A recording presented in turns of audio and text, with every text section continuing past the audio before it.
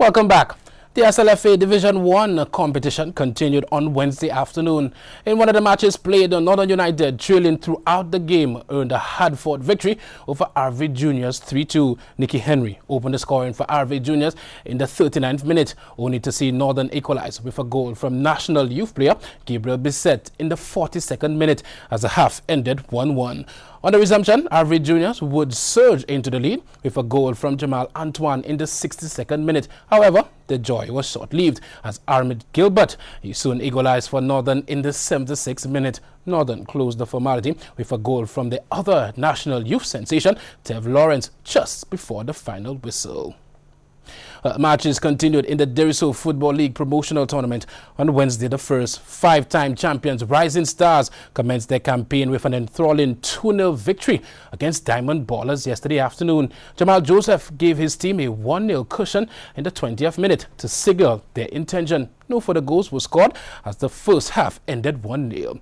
On the resumption, there was no letting up by veteran player Andy Butu-Jabatis made no mistakes as he converted in the 50th minute to double the scoreline, which remained intact until the final whistle. Well, matches continue on Thursday, 2nd November, with defending champions El Niños FC coming up against Small Axe.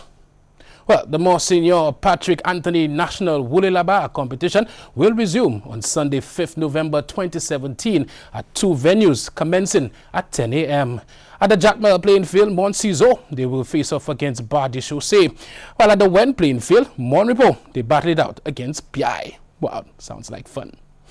Zimbabwe secured a draw in the second test at the Queen's Sports Club, but West Indies still took the series 1-0. Their first test series win under Jason Holder. Shikanda Raza's 89 and Regis Sakbawa's 71, not out, formed the backbone of the effort on the final day.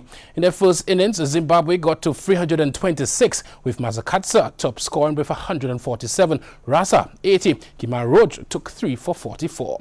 In response, West Indies got to 448 with captain Jason Holder scoring 110 not out. Darich scored 103. Powell 90. Raza, he took 5 for 99. While batting the second time, Zimbabwe were dogged in their approach as they got to 301 for 7. Raza top scored with 89. For West Indies, Shannon Gabriel was the pick of the bowlers, bagging 2 for 34, while Roach grabbed 2 for 37. In the end, Raza became the second player in history after Jacques Kallis to pass 80 twice and take 5 wickets in a single test match. As a result, he was named the man of the match. Devendra Bishu, with 13 wickets across 2 tests, was named man of the series. Wow, congratulations, West Indies. That's just Zimbabwe.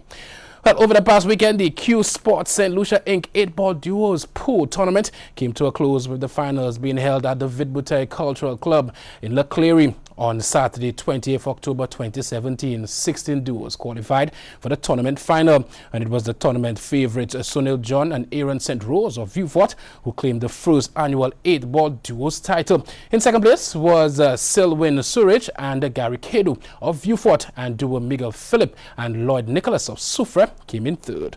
Well, the management of Q Sports St. Lucia Inc.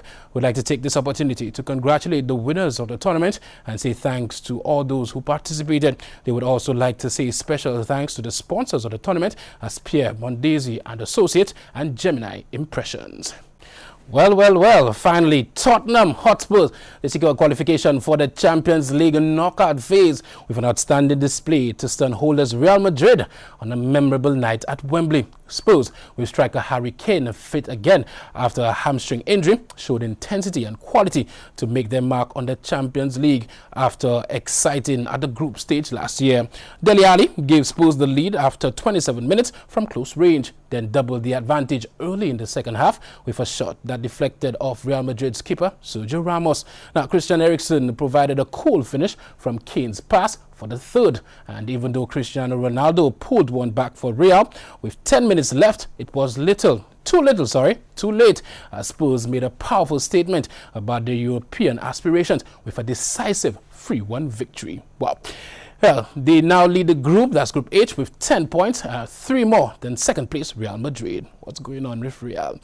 Meanwhile, Liverpool moved closer towards the Champions League knockout stage for the first time since 2008-2009 with a hard-fought 3-0 victory over Maribor. Yeah, their goals were scored by Mohamed Salah, who broke the deadlock in the second half, and Emre Can, who scored the second. Daniel Sturridge drilled in the third to seal the issue. Sturridge is back.